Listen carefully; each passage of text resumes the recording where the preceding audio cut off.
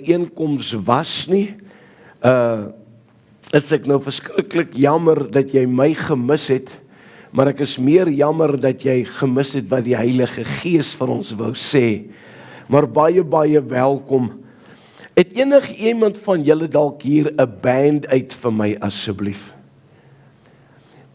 Want jy weet, my gevoelens is so seer gemaak, dat ek dit met 'n band uit moet eintlik probeer heel kry. Julle sal nie glo nie, dat Callie vra vir my omtrent daai beskuit. Pastoor, is die een pakkie nou laer as die ander pakkie, omdat jy die, wat nou nie so goed was nie, daarin gesit het. Kan julle dit glo, dat hy vir my so iets vra? Nee, kom ek vir u vertel, die een, jy kan hulle maar gaan weeg, hulle is almal oor die 1 kilogram, maar om u onkunde dalk te verlig, soos dat ek sy onkunde moes verlig het, dit gaan als oor die gewig, en waar hulle in die pan gelê het, jy weet, dis nou maar net, en as jy wonder, hoekom is die een klomp donkerder as die ander klomp, vra die stoof, ek bak nie, ek sit dit net in die stoof, jy weet, en ek vertrou, u het nou baie mooi geluister wat u pastoor gesê het. Hy koop wragtig vir my net 1 pannekoek, Roderick, maar ek het vir hom 2 pastytjies gekoop.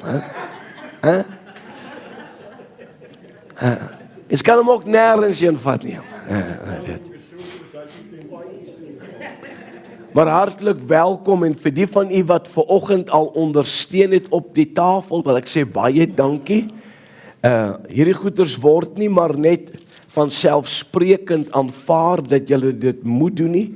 Nee, ek waardeer dit met groot dankbaarheid uit my hart uit.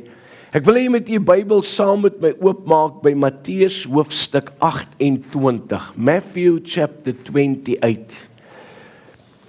En ek wil regtig waar 'n beroep op jou doen, as dit enigsins moontlik is. Moenie môre aand en Dinsdag aand mis nie. Nie omdat ek die prediker is nie. Ek sê baie vir mense, as jy gekom het vir my, kom jy vir die verkeerde persone. Maar as jy gekom het om te kom luister wat die Heilige Gees vir die kerk te sê deur my, dan kom luister jy vir die regte persoon. Ek wil hê jy moet saam met my staan, dan gaan ons die woord van die Here lees, Matteus 28 vanaf vers 16 tot 20, 'n baie bekende skrifgedeelte by u. En die 11 disippels het na Galilea gegaan, na die berg waar Jesus hulle bestel het. En toe hulle hom sien, het hulle hom aanbid, maar sommige het getwyfel. En Jesus het nader gekom en met hulle gespreek en gesê, aan my is gegee alle mag in die hemel en op aarde. Gaan dan heen, maak disippels van al die nasies, en doop hulle in die naam van die Vader en die Seun en die Heilige Gees, en leer hulle om alles te onderhou wat ek julle beveel het. En kyk, ek is met julle al die dae, tot aan die volëinding van die wêreld. Amen. Weet jy, julle is net soos elke ander gemeente waar ek hierdie skrifgedeelte gelees. Julle het nou so 'n goeie plek gemis, Roderick, om so opgewonde te raak en met soveel dankbaarheid die Here te vereer, want hy gee 'n belofte en kyk, ek is met julle. Al die dae tot aan die volëinding van die wêreld. Amen, wat beteken so is dit. U kan die sitplekke inneem, moet asseblief nie u Bybels toemaak nie. Ons teksvers is Matteus 28 vers 19. Gaan, dis 'n werkwoord. Dan heen, maak, dis 'n werkwoord. Disippels van al die nasies, en doop hulle, dis 'n werkwoord, in die naam van die Vader en die Seun en die Heilige Gees, en leer, dis 'n werkwoord, hulle om alles te onderhou wat ek julle beveel het. Weet jy, ek het in my lewe geleer, veral in die Pinkster en in die charismatiese beweging, ons is verskriklik lief vir werk. Ons kan vir ure sit en kyk hoe ander dit doen. Nou nie hier in die Parel nie, net daar by ons in Bloemfontein. Ons kan vir ure sit en kyk hoe ander mense die werk doen, net solank ons dit nie hoef te doen nie. En as ek 'n tema moet gee, ek het vir u vanoggend gesê, ek wil 'n fondasie lê met vanoggend se boodskap, vir vanaand, vir môre aand, en dan ook vir 'n Dinsdag aand. En as ek werklik 'n tema moet gee vir die volgende 3 boodskappe, sal ek dit graag wil noem, die verlore skakel. En ek wil vanaand begin deur met ons te praat oor disippelskap.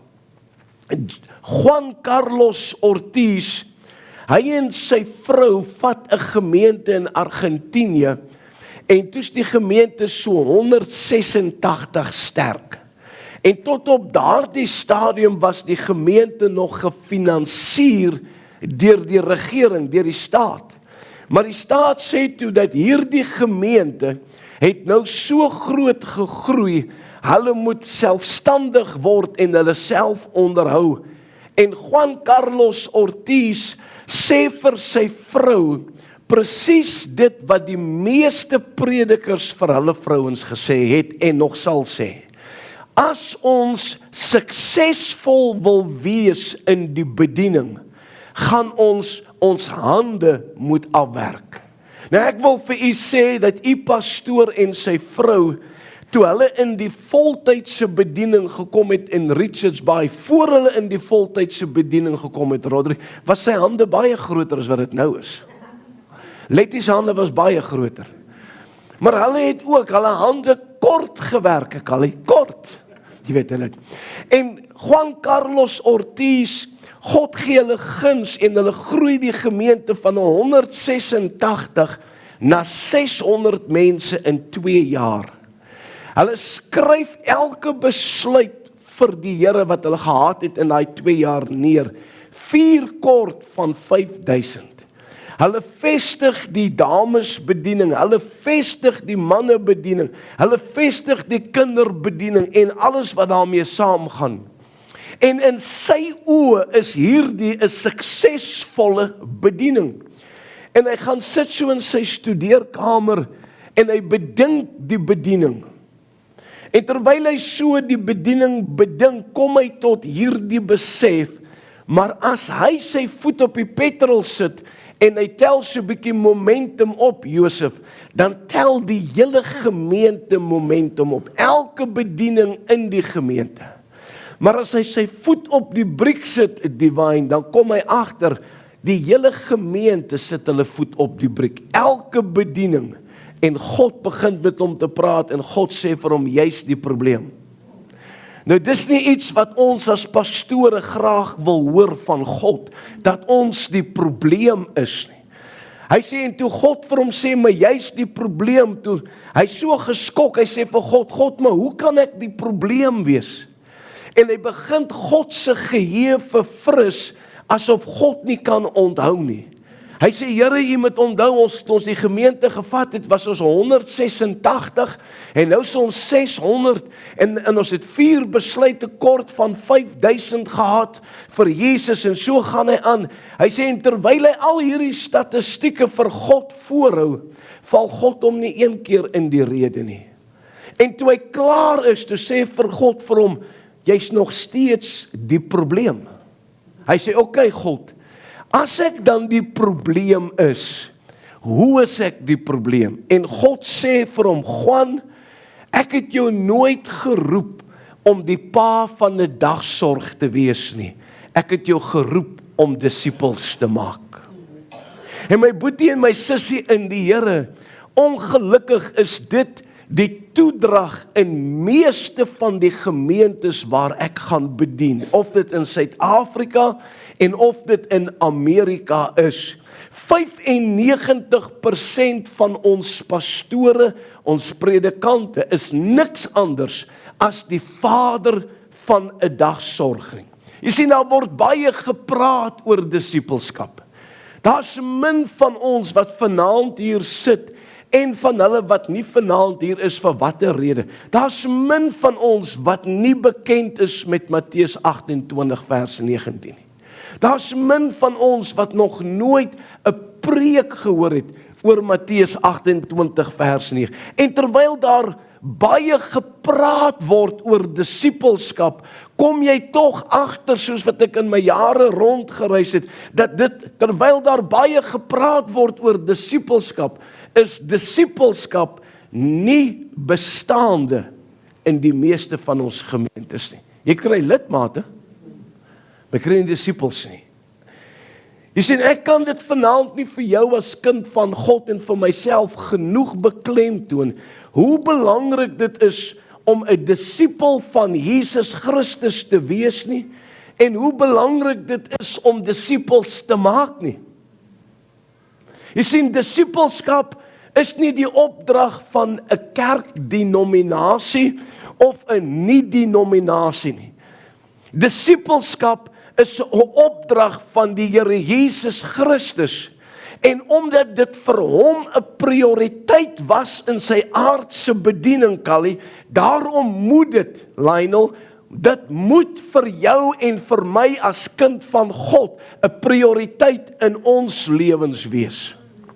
Baie jare terug, toe ons nog op Lady Smith gewoon het, gaan woon ek een aand 'n diens by van die PPK, op Pastor Japie Lourens preek daai aand, en hy preek oor Dawid, wat die ark van die Here gaan terughaal. Jy kan in 2 Samuel 6 vers 1 tot 23 gaan lees, en hoe toe die waas struikel en Ussa sy hand uitsteek, Ussa dood neerslaan. En die titel van sy boodskap was, hoeveel dooie mense het ons langs die pad gelos?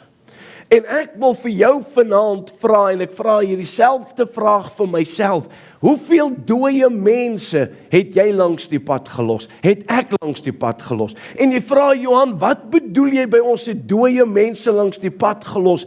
Ek kan nie anders as om te wonder, hoeveel mense het waaragtig hulle hart en hulle lewe vir God gegee, deur die Here Jesus Christus aan te neem as hulle persoonlike verlosser en saligmaker. Hulle is wederbaar deur die Heilige Gees, maar omdat ons hulle nie gevat het en van hulle disippels gemaak het nie. Daarom het hulle iewers langs die pad, soos 'n Ussa, hulle hand uitgesteek, dinge het verkeerd geloop en hulle het soos 'n Demas teruggegaan in die wêreld in. Dink vanaand. Die woord disipel in Hebreëus is die woord lenoet. Die woord disipel in Grieks is mathetes. Die woord disipel in Latyns is discipulus, wat beteken leerling of volgeling. Met ander woorde, iemand wat die lering van iemand anderste navolg. Die definisie van 'n disipel is doeteenvoudig. 'n Disipel is 'n aanhanger, hy of sy is 'n volgeling, hulle is 'n imitator, 'n karikatuur van die leermeester. En wanneer ek en jy tyd spandeer en ons na die woord van die Here gaan kyk, veral na die Nuwe Testament, sal jy agterkom dat dit is nie iets snaaks gewees om 'n disipel van iemand te wees nie. Johannes die Doper het sy eie disippels gehad. Vir die van u wat dit nie geweet het nie, Petrus en sy broer Andreas was eers disippels van Johannes voordat hulle disippels van Jesus Christus geword het. As jy gaan lees in 1 Korintiërs 11 vers 1 en Filippense 3 vers 17, sal jy vind dat Paulus moedig daai gemeentes aan en hy sê vir hulle, word my navolger, word my imitators, soos ek dit van Christus is. So hy sê vir hulle, word my disippels, soos wat ek 'n disipel van Jesus Christus is. En jy gaan dalk vanaand met my verskil, maar ek het dit vir jou vanoggend gesê, so ek het jou genoeg tyd gegee om oor dit te dink. Daar is 'n wesenlike verskil tussen 'n kind van God en 'n disipel van Jesus Christus. Kom ek vir jou verduidelik.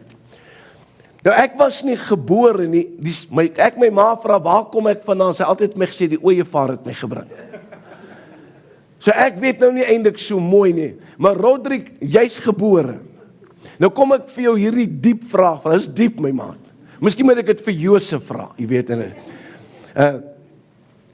maar wat was jou aandeel, toe jou ma met jou swanger was? Wat was jou aandeel by jou geboorte? Callie, wat was jou aandeel by jou geboorte? Niks. Al wat ek en jy moes doen, ons moes vir ons ma 'n teken gee, dit is vir ons tyd om uit hierdie duisternis voort te kom in die lig. En dit het gebeur toe haar water breek, maar daarvandaan was dit alles net sy. Wat was jou aandeel by jou wedergeboorte? Niks. Al wat ek en jy moes doen, ons moes vir die Heilige Gees 'n teken gee. Dis tyd vir ons om in die duisternis uit te kom in die lig. Hoe het ons dit gedoen? Toe ons gehoor gee aan die oortuigingswerk van die Heilige Gees. Toe ons dit doen en ons gelowig tot God bekeer deur Jesus Christus aan te neem as ons persoonlike verlosser. Die geboorteproses was alles net die Heilige Gees. Maar van die oomblik toe jy tot wedergeboorte gekom het, het jy kind van God geword. So jy het geen prys betaal, jy het geen offer gebring om 'n kind van God te word nie. Maar om 'n disipel van Jesus Christus te wees, moet jy bereid wees om 'n prys te betaal. Jy kan maar gaan kyk as jy my nie glo nie.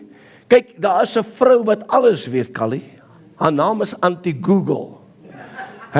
Gaan vra my net vir Anti-Google, hoeveel keer kom die woord disipel in die Bybel voor, as jy my nie wil glo nie. En sy gaan vir jou sê, omtrent 260 keer.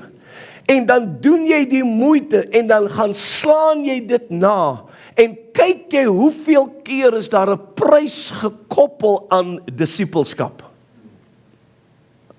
Kind wees van God het jou niks gekos nie. Maar disipelskap kos 'n prys. Dis hoekom Paulus vir ons skryf in Filippense 3 vers 7. Maar wat vir my wins was, dit het ek om Christus wil skade geag. Mense het ter wille van hulle disipelskap gesterwe, mense. Dink maar net byvoorbeeld aan Stefanus, wat die Bybel vir ons vernoem as die eerste martelaar, wat doodgegooi was met klippe. Hy het gesterf vir sy disipelskap van Jesus Christus. Maar dit is belangrik dat ek en jy as kind van God sal besef, dat Jesus Christus het nie net gekom om te soek en te red wie verlore is nie.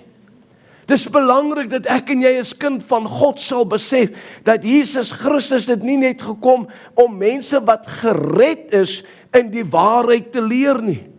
Maar sy primêre doel hier op aarde, waarvoor hy gekom het, is om hulle te soek en te red wie verlore is, en wanneer hulle gered is, te vat en van hulle disipels te maak, mense.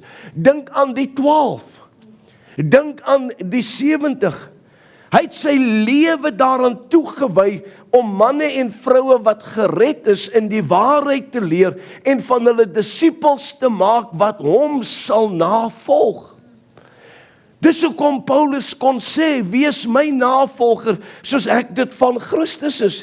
En dis hoekom dit nie vir jou en vir my as kind van God behoort te vreemd te wees, dat Jesus hierdie opdrag gegee het in Matteus 28, gaan werkwoord, dan heen, maak werkwoord, disipels van al die nasies, en doop werkwoord, hulle in die naam van die Vader en die Seun en die Heilige Gees, en leer werkwoord om hulle in alles te onderhou wat ek julle beveel. Mag ek jou 'n vraag vra? Hoeveel mense het jy hierdie jaar al gedoop? Ek dog, dit is net die pastoor se werk.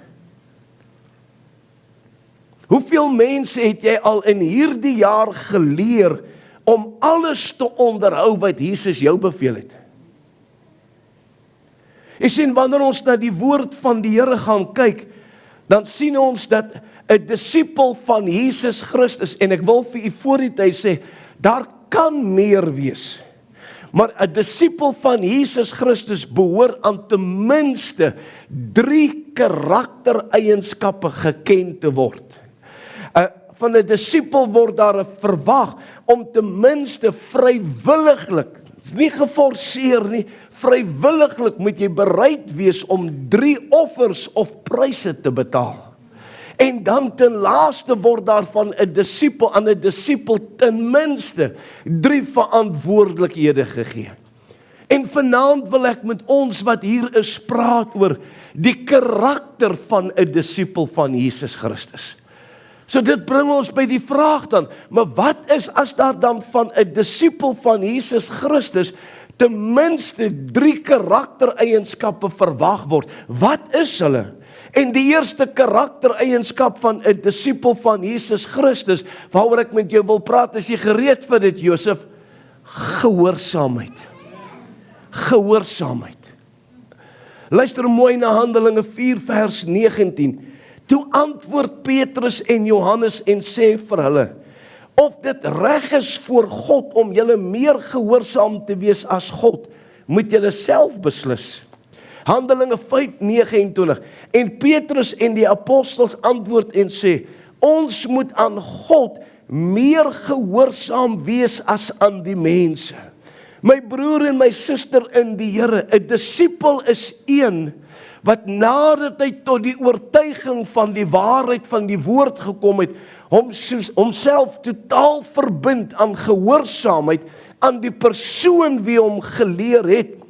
Jy sien, ongehoorsaamheid in die lewe van 'n kind van God kan hom of haar baie duur te staan kom. Ek wil vir jou 'n voorbeeld gee. Dink maar net aan Saul, van wie ons lees in 1 Samuel 15 vers 1 tot 15. En God se opdrag aan Saul was baie duidelik. 1 Samuel 15 vers 2 en 3. So sê die Here van die leerskare, ek het terdee gelet op wat Amalek Israel aangedoen het, dat hy hom in die weg gestaan het by sy optog uit Egipte. Gaan dan nou en verslaan Amalek, en julle moet met die banvloek tref alles wat hy het, en jy mag hom nie verskoon nie, maar jy moet hom die lewe bring, man sowel as vrou, kind en suigeling, bees en kleinvee, kameel en esel. Hoor nou mooi vers 13. Toe Samuel by Saul kom, toe sê Saul vir hom, mag u geseënd wees deur die Here. Ek het die woord van die Here uitgevoer. Hy lieg soos 'n vlieg. Vers 14. Daarop vra Samuel, maar wat vir 'n geblær van kleinvee is dit in my ore en 'n gebulk van beeste wat ek hoor. Jy sien, toe Samuel kom, die een deur wie God aan Saul die opdrag gegee het, toe kom Saul met sy godsdienstigheid, met sy vroom gesiggie, en hy vertel vir Samuel, maar alles wat God gesê het ek moet doen, dit het ek gedoen. Maar weet jy, hy het vergeet, al die bewyse is daar vir Samuel om te sien, dat Saul het nie gedoen wat God vir hom gesê het nie. Hy het seker gedink Samuel is doof. Hy seker gedink Samuel is blind. En Samuel vra vir my, "Hoi, wag eens 'n bietjie, maar wat vir 'n geblær is daai wat ek dan hoor? As jy dan sê jy het gedoen wat God vir jou gesê het om te doen." En jy sien, so kom jou en my ongehoorsaamheid ook aan die lig. Ons kan maar kom met ons godsdienstige uitdrukkingkies, maar iewers kom dit aan die lig, kinders van die Here. Dit gaan ons byt. Jy sien, Saul het doelbewus gekies om die woord wat God vir hom gegee het, nie te gehoorsaam. Hy het sy wil beoefen. Hy het gekies om nie gehoorsaam aan God se woord te wees. 1 Samuel 15 vers 22 en 3. Daarop sê Samuel, het die Here behaag in brandoffers en slagoffers, soos in gehoorsaamheid aan die stem van die Here. Kyk, om gehoorsaam te wees is beter as slagoffer. Om te luister beter as die vet van ramme. Luister vers 23. Want wederstrewigheid is 'n sonde van waarsêry. Hoeveel waarsêry is in jou en my lewe, kind van God? En eie sinnigheid is afgodery en beeldediens. Hoeveel afgodery en beeldediens is in jou en my lewe as gevolg van 'n ongehoorsaamheid aan die woord? Omdat jy die woord van die Here verwerp het, het hy jou as koning verwerp. Wat 'n duur prys om te betaal vir jou ongehoorsaamheid. En ek is seker vanaand as ek 'n geleentheid moet gee, is hier mense wat kan opstaan saam met my en getuig van die duur pryse wat ons al in ons lewens moes betaal as gevolg van ons ongehoorsaamheid. Ag, as jy nie wil sê amen nie, kan jy maar sê eina. Maar ons moet besef dat wanneer ons ongehoorsaam is aan die woord van God, dan is ek en jy wederstrewig, nie teenoor jou pastoor nie. Jy sien, wanneer ons die woord van die Here hoor wat vir ons sê, byvoorbeeld Hebreërs 10 vers 25, gebruik net 'n voorbeeld. Moenie die onderlinge byeenkoms versaak of versuim soos sommige die gewoonte het nie. En ons doen dit doelbewus. Ek beoefen my wil en sê, ek gaan Hebreërs 10 vers 25 ek is nie wederstrewig teenoor my pastoor nie. Ek is wederstrewig teenoor God. As ek weet wat sê die woord van die Here omtrent tiendes en offergawes en ek kies om dit ek is nie wederstrewig teen my pastoor nie. Hy is nog genadig met ons. Ons is wederstrewig teenoor God, mense. Ons is in rebellie. En ons kan ons maar klaarmaak, ons gaan versekerde prys betaal vir ons ongehoorsaamheid. My sien, ons kan ook verwag om met 'n deel van God se liefde te doen te kry, waarvan ons niks hou nie, want dit is eina. Glo my, is baie eina. En wat is dit waarvan ons nie hou nie? Dis God se tugtiging en God se dissipline. Hebreërs 10 vers hoofstuk 12 vanaf vers 5 tot 8.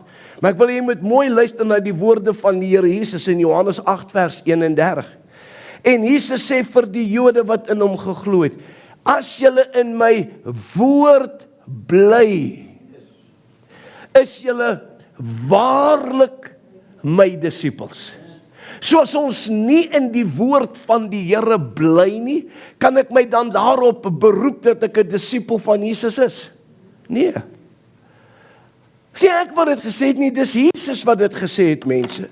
Jy sien, daarom verwag Jesus Christus van jou en van my, as kind van God, absolute onderwerping aan sy gesag, totale toewyding aan hom as persoon, onwankelbare vertroue in sy woord en standvastige geloof in sy versoening. In eenvoudige taal, Jesus Christus verwag van jou en my absolute gehoorsaamheid. Niks minder nie. Niks minder nie. Die tweede karaktereienskap van 'n disipel van Jesus Christus waaroor ek met ons wil praat is liefde. Floyd McClung skryf 'n boek wat hy uiteindelik die titel gegee het, Die Vaderhart van God. Maar voordat hy die boek die titel gegee het, gaan hy na sy kinders toe. En hy vra vir sy kinders, hy sê vir sy kinders, man, ek is besig om hierdie boek te skryf. Wat dink julle sal 'n goeie titel vir hierdie boek wees? En sy kinders se reaksie is, nie nog 'n boek oor liefde nie. Hoekom? Hoekom sou sy kinders, kan dit dalk net wees, dat hulle so baie gehoor het van liefde, maar so min van dit gesien het? So min van dit gesien het. Weereens die woorde van die Here Jesus, Johannes 13, vers 34 en 35. 'n Nuwe gebod gee ek julle, dat julle mekaar moet lief hê. Soos ek julle lief gehad het, moet julle ook mekaar lief hê. Hieraan sal almal weet dat julle my disippels is, as julle liefde onder mekaar het. Geen liefde, geen disipel. Hy sê, as julle wat? As julle liefde onder mekaar het. Ek wonder hoekom het die Here Jesus gesê, as en nie wanneer julle liefde onder mekaar het nie. Jy sien, kind van God, die feit dat die Here Jesus, dit is so opdrag, mense. Ons het nie 'n keuse daarin nie.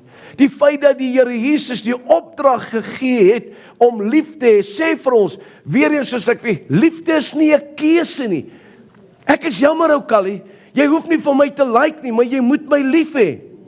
Nie omdat ek dit gesê het nie. Kyk, ek like jou omdat jy Callie is, of ek like jou nie omdat jy Bybel ondersteuner is nie, jy weet. Maar ek is lief vir jou, Callie. Hoekom? Omdat Jesus dit gesê het. Ons het nie 'n keuse nie, mense, in dit. Liefde is nie maar net 'n gevoel of voorkeuring, maar liefde is wat een doen en hoe jy met ander omgaan. Liefde is 'n besluit, dis 'n toewyding, dit is 'n manier van optrede.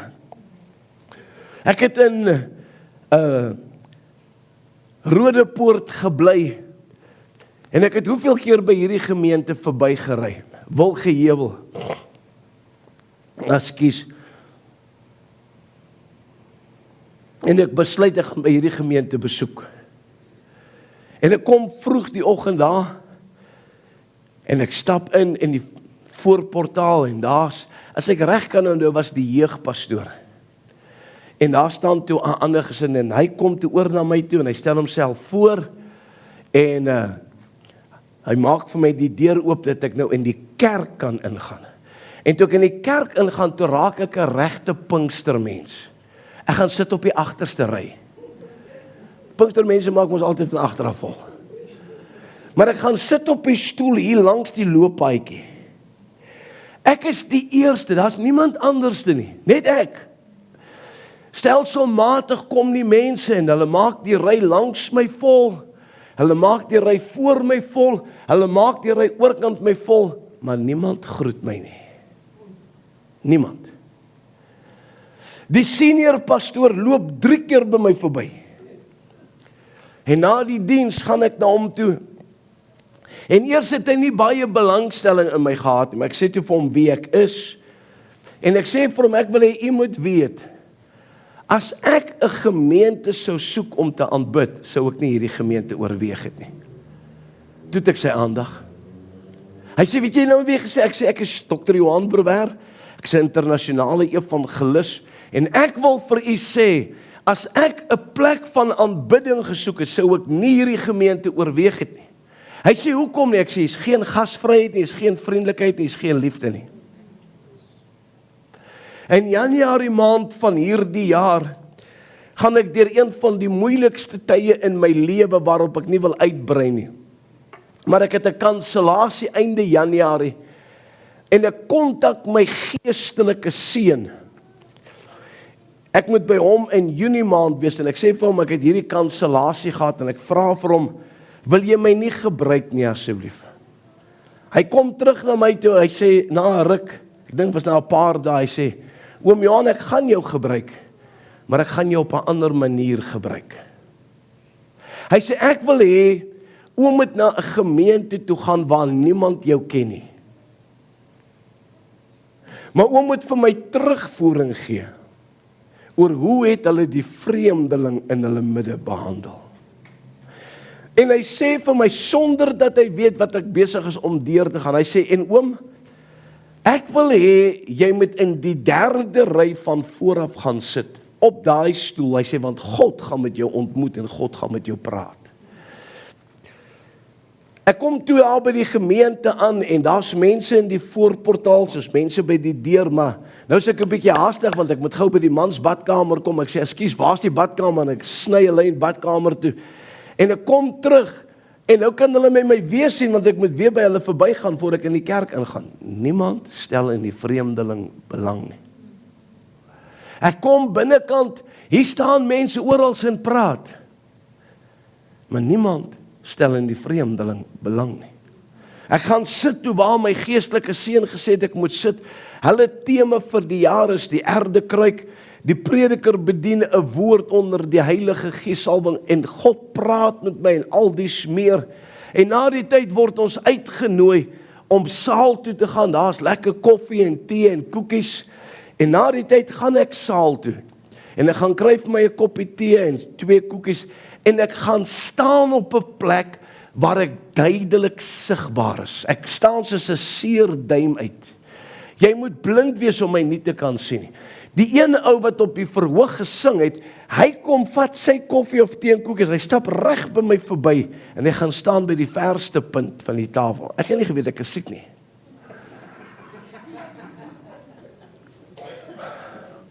Uiteindelik na seker so 10 minute kom 'n ou na my toe. En hy kom stel homself aan my voor en hy praat so 'n bietjie, hy sê ek hoop ons sal jou weer sien. Ek sê nee, jy sal my nie weer sien nie. Ek sê 2 redes en ek vertel hom die eerste rede, want ek sê ek reis, en die tweede rede is ek sê I am here with an assignment of God. Ek sê dis hoe julle die vreemdeling behandel. Uiteindelik kom die prediker en hy kom stel hom net aan my voor en nou hom klaar voors draai hy om en hy stap weg om met die gemeente te bemoei.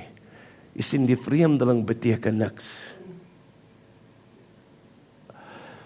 Geen liefde, geen vriendelikheid, geen gasvryheid vir die vreemdeling nie. Luister na wat Paulus vir ons skryf in Filippense 2 vers 1 tot 4. As daar enige troos in Christus is, as daar enige vertroosting van die liefde, as daar enige gemeenskap van die Gees, as daar enige innige tederheid en ontferming is, maak dan my blydskap volkome, deur eensgesind te wees en dieselfde liefde te hê, een van siel, een van sin.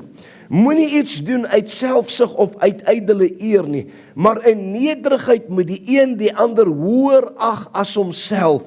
Julle moenie elkeen na sy eie belange omsien nie, maar elkeen ook na die ander se. My ou boetie en sussie in die Here, dis 'n hele mond vol oor die liefde. Iemand sit nou 'n rukkie terug 'n ding op Facebook. En dis basies hoe dit lees. Hy sê, as iemand met jou 'n ontmoeting in die dorp het, moet daai persoon kan sê, ek het 'n ontmoeting met Jesus Christus gehad. Daai persoon moet kan sê, ek het nie 'n ontmoeting met Johan gehad, of met Gerry, of met Callie, of met die, ek het 'n ontmoeting met Jesus Christus gehad. Dis 'n mond vol oor die liefde. Jesus sê, die wêreld sal weet, die wêreld is wie? Die wêreld is hulle, wie hulle self nog nie gelowig tot God bekeer het, deur Jesus Christus aan te neem as hulle persoonlike verlosser en saligmaker. Die wêreld sal weet, dat julle my disippels is, aan hierdie ding, as hulle die liefde onder mekaar, nie die wonders en die tekens nie. Nee, dis nie waarom hulle gaan weet, ek en jy is 'n disipel nie. Die wêreld sal weet dat ons sy disippels is, nie omdat ons gereeld na die onderlinge byeenkomste toe gaan, of omdat ons tiendes en offergawes, moet my asseblief nie verkeerd verstaan vanaand nie. Verseker moet daar wonders en tekens in die lewe van die kind van God wees. Ek het vir u vanoggend gevra, watter tekens volg jou en my? En verseker moet ons getrou wees aan die onderlinge byeenkoms. En verseker moet ek en jy ons tiendes en ons offergawes bring. Hierdie goeders is belangrik, maar dis nie aan hierdie dinge wat die wêreld gaan weet ons is sy disippels nie. Hulle gaan weet ons is sy disippels as hulle ons liefde vir mekaar sien.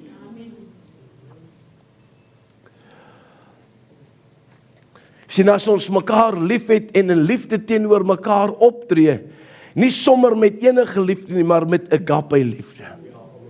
Agape love is sacrificial love. Agape love is unconditional love. Agape love is constant and agape love is self-sustaining. Agape love provides for the best interest of the beloved.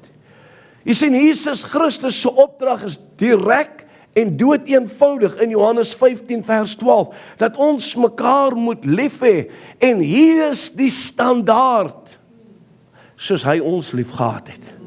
Dis die standaard. Ek en jy kan mos nie die standaard wil verlaag nie. Jesus het nie gesê 33 en 1/3%, maar weet jy wat is okay as jy dit 30% maak nie?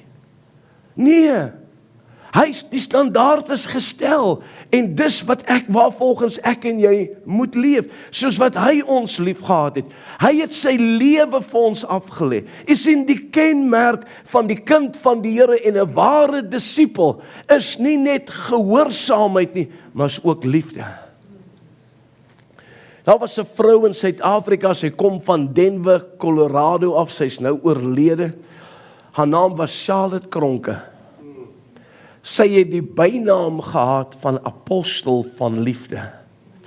Sy het in 1986 die eerste keer in Suid-Afrika kom bedien, en hulle ry in die Oos-Kaap verby Noupoort, in Noupoort stop hulle gooi brandstof in, en hulle is so 'n bietjie laat, en sy wil dadelik uit die voertuig uitklim, en 'n man sê, jy kan nie, ons is laat. Sy sê, these people need to have an experience with love.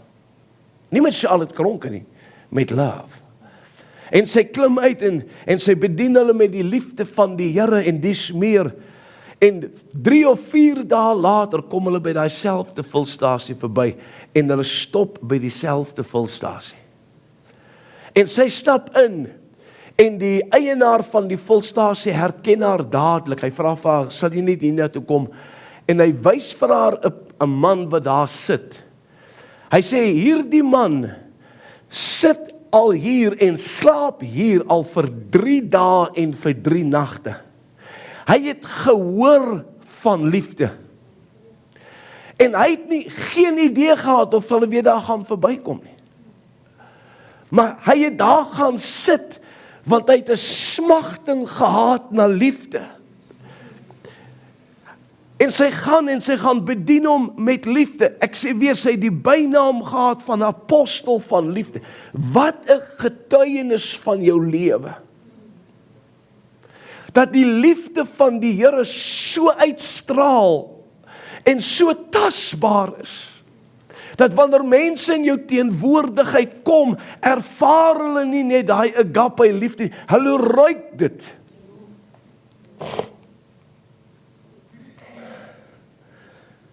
Nou hoor ek, van julle sit al hier en sê, Johan, maar sommige mense is moeilik om lief te hê.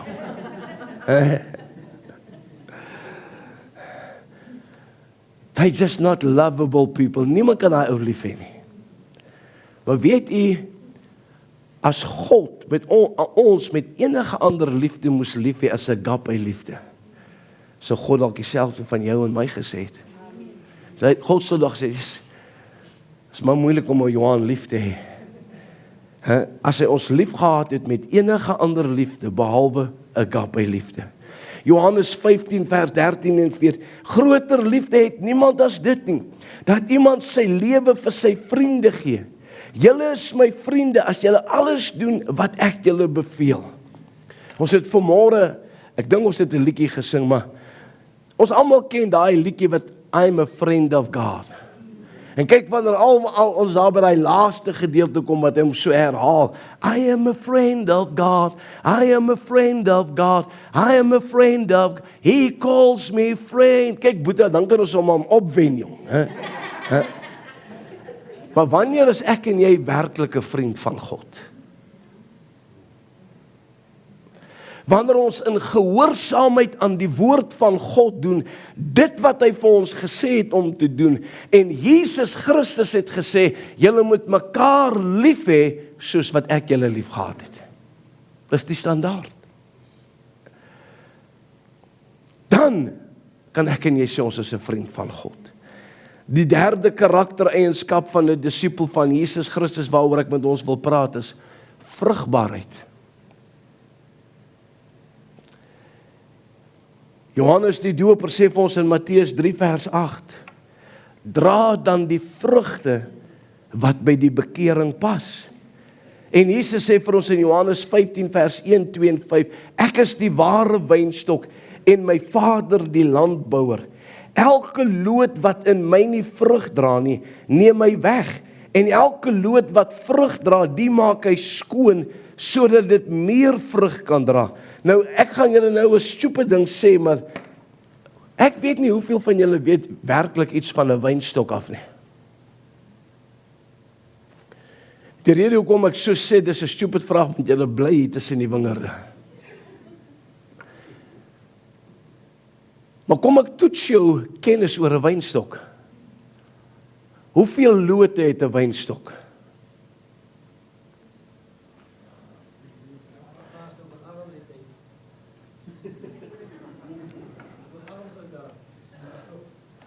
Een wynstok het net 2 verskillende tipe lote.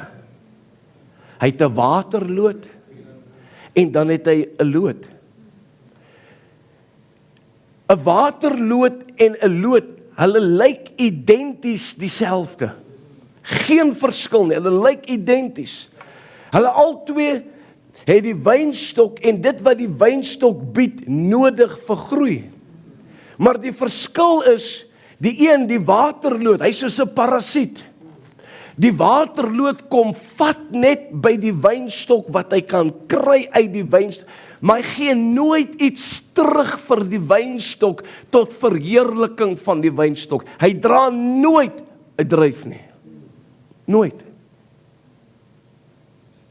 Maar die loot, hy kom en hy besef, ek kan nie tot my reg kom sonder die wynstok nie, want dit wat ek nodig het, lê alles in die wynstok. So hy gaan en hy vat by die wynstok wat hy nodig het vir sy groei. Hy gaan vat by die wynstok wat hy nodig het vir sy vrug. Hy gaan vat die sap by die wynstok. Maar dan kom hy in sy seisoen en gee hy aan die wynstok iets terug wat tot verheerliking is van die wynstok. Hy gee vrug terug. Jy al gehoor as hulle praat van die wingerd, vrugbare wingerd. Maar is die wynstok. Jy sien kinders van die Here, 'n waterloot vat net en gee niks terug nie. Ek noem hulle grabbers. Dis daai mense wat kom en sê, pastoor, ons wil graag by hierdie gemeente kom aanbid. Wat kan die gemeente vir ons doen? Ek kry baie van hulle. Maar dan kry jy die loot wat kom en sê, pastoor, ons wil graag deel word van Dunamis bediening. Wat kan ons doen vir Dunamis bediening? Nie wat kan Dunamis bediening vir ons doen nie. Ek dank God vanaand dat almal is nie waterlote nie. Maar ongelukkig is dit so dat in elke gemeente kry jy die waterloot. Maar ek dank God vir die lote wat sê, hoe kan ons ondersteun? Hoe kan ons 'n bydrae maak? Hoe kan ons behulpsaam wees? Wat kan ons as deel van die kerk vir die kerk doen? Johannes 15 vers 5, ek is die wynstok, julle die lote. Wie in my bly en ek in hom, hy dra veel vrug, want sonder my kan julle niks doen nie. Johannes 15 vers 8, hierin is my Vader verheerlik, dat julle veel vrug dra, en julle sal wat wees? My disippels wees. Geen vrug nie, geen disipel nie.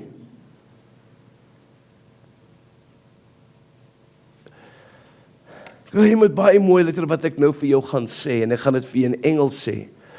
The fruit that the heavenly vine dresser looked for in his people is Christ likeness. Jy sien, ek gaan dit weer sê, wanneer mense met ons ontmoet daar buitekant, moet hulle kan sê, ons het 'n ontmoeting met Jesus Christus gehad. Galasiërs 5:22, maar die vrug van die Gees is liefde, blydskap, vrede, lankmoedigheid, vriendelikheid, goedheid, getrouheid, sagmoedigheid, selfbeheer. In order to be productive, a branch must submit to pruning. That is to the beneficent discipline of the Father. Vir enige wingerd, vir daai loot, om vrugbaar te kan wees, om die vrug te kan dra, wat tot verheerliking van die wynstok gaan wees, moet jy jou onderwerp daaraan om gesnoei te word. En die snoeiproses is dissipline. Is dissipline. Weet jy, toe ek vir Transnet gewerk het hulle in die Wetskrif 'n klousule gehad. En daai klousule het gelei, as ek van diens af is, en my gedrag daar buitekant is van so 'n aard, dat ek die beeld van die maatskappy skade berokken, kan hulle my kom skors terwyl ek van diens af is. En ek het hierdie vraag gevra, as 'n sekulêre maatskappy daai standaard kan stel vir sy werkers, hoekom moet die kerk met minder tevrede wees?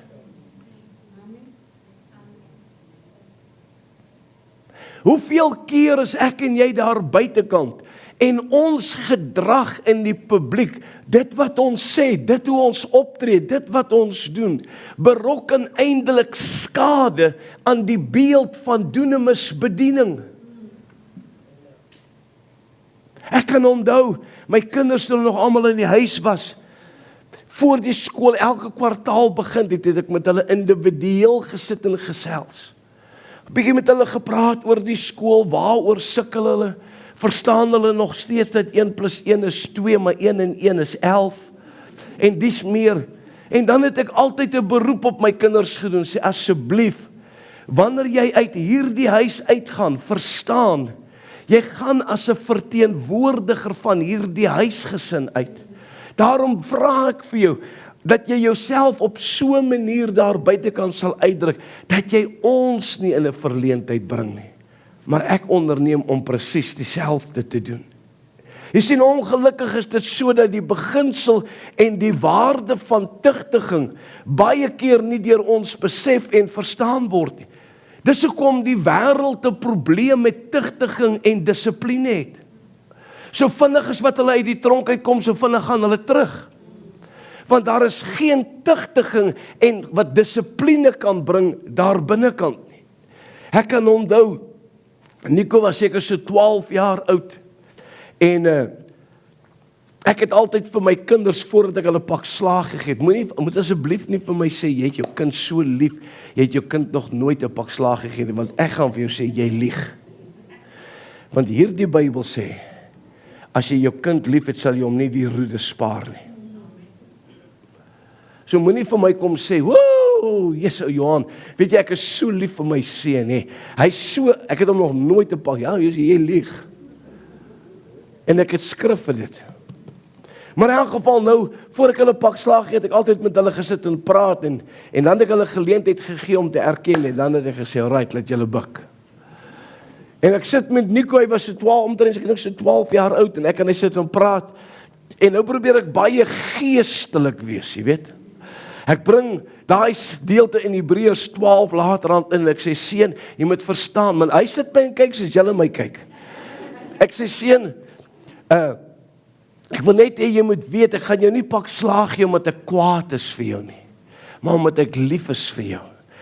Maak dit sin?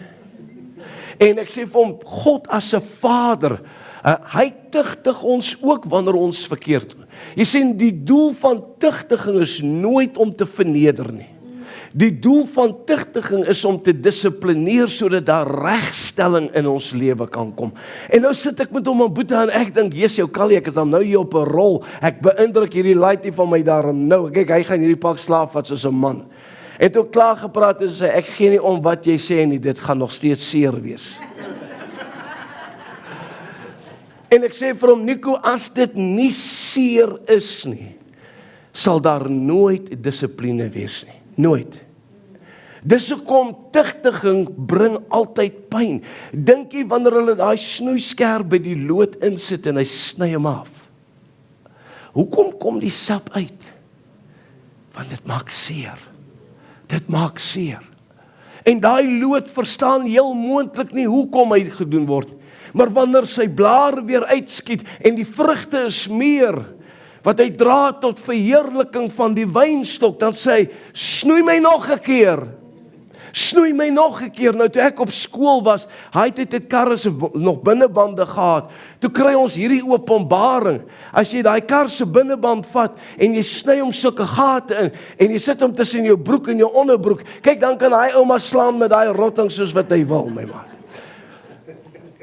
So elke laaitie op skool het een van daai goed gehad. Soos jy kantoor toe moet gaan, dan sit jy hom gou tussen jou broek, dan buk jy, dan slaan hy, hy saai rottings op jou borde. Dan dink hy, ou, hier kyk ek ven hierdie laaitie dan nou op hoor. En as ons buitekant kom, dan lag ons. Want ons het niks gevoel nie. Maar hier was die nadeel, omdat die tugtiging nie pyn gebring het nie, was daar nooit dissipline wat regstelling kon doen nie. Die eindresultaat, ek het verragtig weer dieselfde goed gedoen. Nou nie jy nie, Kali, net ek. Johannes 15 vers 12. Elke loot wat nie vrug dra nie, neem my weg. En elke loot wat vrug dra, die maak hy skoon. Hoekom? Sodat dit meer vrug kan dra. Jy kan maar met enige iemand, as jy dit nog nooit gedoen het nie, kan jy met enige iemand praat wat in hierdie wingerde werk. Vra vir hulle, hoeveel tyd spandeer hulle aan 'n waterloot? Niks. Want dit maak nie saak hoe jy daai waterloot snoei nie. Hy gaan nooit vrug dra nie. Dis nie in sy geaardheid nie. Hy vat net. En daarom wat hulle doen is, wanneer daar waterloot is, hulle sny hom nie teen die stam af. Gooi hom een kant neer, want hy's waardeloos vir die wingerd. Maar vra vir hom, hoeveel tyd spandeer hulle met die lote? So ek wil jou vanaand 'n vraag vra, is jy 'n waterloot of is jy 'n loot? Is jy 'n waterloot of is jy 'n loot? Jy sien, dit is seer, maar die doel van snoei is nooit om te verneder. Jy moet dit hoor vanaand. Die doel van snoei is nooit, God se dissipline is nooit om jou en my te verneder nie. Maar wanneer God daai snoeisker insit en hy snoei, verlede jaar het jy dalk net een trossie gedra. En wanneer jy daai snoeisker voel en die dissipline en die regstelling kom, hierdie jaar draai jy 2, jaar daarna 3, die jaar daarna 4. Jy sien, dit is seer, maar die doel van snoei is om te dissiplineer. Hy's besig om ons te verneder nie, maar hy's besig om ons te snoei sodat ons meer vrug kan dra, meer liefde, meer blydskap, meer vrede, meer lankmoedigheid, meer vriendelikheid, meer goedheid, meer getrouheid, meer sagmoedigheid, meer selfbeheersing. Want deur ons vrug, wat gebeur? Word hy verheerlik. Nie ek en jy nie. Dankie Heilige Gees, ek bedien in Zambië, in Lusaka, en ek is in 'n tag team met 'n jong man van Nigerië. En toe ek hom ontmoet, toe buig hy voor my. Ek sê vir hom, don't bow before me, I'm not Jesus Christ. En hy sê vir my agterna, hy sê die rede hoekom ek voor jou gebuig het, is nie omdat ek dink jy is Jesus Christus nie, maar in my kultuur doen ons dit om respek aan iemand ouer as ons te bewys. En dit het ek ongelukkig nie vir hom gesê nie. Moenie jou kultuur in die koninkryk van God inbring nie. In die koninkryk van God bestaan daar nie bruin kultuur nie. Daar bestaan nie wit kultuur nie. Daar bestaan nie Afrikaner kultuur nie. Daar bestaan nie Engelse kultuur nie. Daar bestaan nie Zulu kultuur nie. Daar's net een kultuur en dis die kultuur van Jesus Christus. Dis al kulture. So wanneer ouens met my begin met hulle kulture, sê ek, jy praat met die verkeerde ou. Want as jy vir my sê, jy's wedergebore, en jy's in die koninkryk van God, dan kan jy nie leef volgens bruin kultuur, of wat se kultuur nie. You have to embrace the culture of the kingdom of God, which is the personality of Jesus Christ, nothing less. Ek wil afsluit. Laaste maar nie die minste nie, vir die loot om vrugbaar te wees en vrugbaar te bly, moet hy in eenheid met die wynstok bly. Jy moet in eenheid met die wynstok bly. Ag, kom ons wees maar vanaand eerlik met mekaar. Ons laat ons verhouding met God so maklik na. En ek weet jy, kyk, as jy nou kinders van die Here wil bewolk kry, dan sê jy vir 'n hele klomp godsdienstige mense. Yes, boete, hulle gooi vloermoere en dit is wild. Hulle bedank sommer die kerk. Want hy sê ons is godsdienstig, maar kom ons wees vanaand met mekaar eerlik. Ons laat ons verhouding met God so maklik na.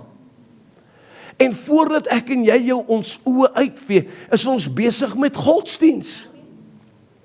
Jy weet, baie keer wanneer ek die 4 evangelies lees, en ek dink aan die woorde wat die Here Jesus vir ou Petrus gesê het, Petrus, voor die haan kraai, gaan jy my 3 keer verloon, en wil jy vir Petrus sê, Petrus, hoe kon jy so onnosel gewees het?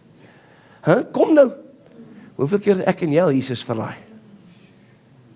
En dan dink jy aan die woorde wat die Here Jesus vir die Fariseërs en die Sadduseërs gesê het. Jy weet, hy sê vir hulle, man, julle is soos wit gepluisterde grafstene. Julle lyk van buitekant af so mooi. Hallo. Dan wil jy vir daai klomp Fariseërs en Sadduseërs sê, hey, hoekom? Hoeveel keer is ek en jy soos 'n wit gepluisterde grafsteen? Omdat die loot en die wynstok nie in eenheid bly nie. Jy dink aan toe die Here Jesus vir die volk gesê het, en hy sê, julle dien my met lippetaal, maar julle hart is ver van my af. En wanneer ek hierdie goeters lees, dan wil ek partykeer sê, Petrus, hoe kon jy so onnosel gewees het? En julle Fariseërs en julle Sadduseërs, ja, weet jy, wat is die woord vir Sadduseër in Engels? Sad to see. Hoe kan julle so onnosel gewees het? Maar dan kan ek nie anders nie, dan gaan ek na God toe en sê ek, God vergewe my, ek is partykeer net soos 'n Petrus, Here, ek is partykeer net soos 'n Fariseer, ek is partykeer, Here, partykeer kom ek agter, dis lippetaal, maar my hart is ver, Here. Okay, nie julle nie, net ek. Dank God vir sy genade vir my, ek sal jou genade ook vat. Maar as ek nie op 'n gedissiplineerde wyse aan my verhouding met God die Vader, deur sy Seun Jesus Christus, met die hulp van die Heilige Gees en die Woord werk nie, dan begin die loot en die wynstok nie meer in eenheid saam beweeg nie. Jy moet in eenheid bly met die wynstok. Jy moet in eenheid bly met die wynstok. Anders voordat jy jou oë uitvee, dan word ek en jy soos 'n waterloot. En mense kyk na ons lewens en sê, maar wat het van die vrug geword? Jy sê, want hierdie goeders kom so subtiel in jou lewe in my. Ons kom dit, dis nie net, jy word môreoggend wakker en boem, as jy, subtiel. So laat my toe om vir jou 3 vrae vanaand te vra, want jy sien, om 'n disipel van Jesus Christus te wees, moet ek in gehoorsaamheid lewe, terwyl ek in liefde wandel, en vrug dra tot verheerliking van sy naam. So laat my toe om jou 3 vrae vanaand te vra. Ek is ingesluit. Hoe lyk my en jou gehoorsaamheid? Hoe lyk ons gehoorsaamheid, kinders van die Here? Laat my toe om jou vanaand te vra, hoe lyk ons liefde? Jy weet, kyk, ons mans, ons spuit mos maar doom aan en raai, nou goeders. Vrouens spuit hierdie parafin aan met hierdie snaakse reuke. Maar weet jy kan die heerlikste parfuum aanspuit, wat die wonderlikste geur het, maar iewers deur die dag begin hy sy geur te verloor. Dan moet jy maar weer gaan spuit, doom, wat ook al. Maar weet jy, as ek en jy in die liefde van God leef, waar ons gaan, moet mense daai liefde kan ruik. Hoe lyk ons vrugbaarheid? Hoe lyk ons gehoorsaamheid? Hoe lyk ons liefde? Hoe lyk ons vrugbaarheid? Ek sê weer, daar kan meer as daai 3 karaktereienskappe wees. Maar ek wou op daai 3 fokus. En as die Here wil, en die Here Jesus vertoef om te kom môre aand, gaan ek met jou praat oor die 3 pryse wat jy moet betaal en die laaste aand oor die 3 verantwoordelikhede. Maar nou wil ek jou die geleentheid gee. Vind vir jou 'n plek in hierdie sieraad. Ek wil hom nie kerk noem, maar is nie kerk nie. Waar net jy met God besig is. Hoe lyk jou gehoorsaamheid? Hoe lyk die liefde? Hoe lyk die vrugbaarheid? Here, ek het vanaand u seuns en u dogters deur u woord en die bediening van die Gees toegerus, rakende die karaktereienskappe van 'n disipel, 'n navolger, 'n imitator van Jesus Christus. Maar Here, ek ken nie hulle gehoorsaamheid nie. Ek ken nie hulle liefde en hulle vrugbaarheid nie. Maar u ken dit en hulle ken dit. En terwyl ons dan vanaand, Here, met u tyd spandeer rakende hierdie goeders, vra ek Heilige Gees, help u ons asseblief. Kry vir jou 'n plek in hierdie kerk. Soek vir jou 'n plek waar net jy met God besig kan wees. Net jy met God besig. Jy kan daar gaan sit. Jy kan kniel, jy kan op die mat sit. Maak net, kan jy vir ons miskien musiek aansit?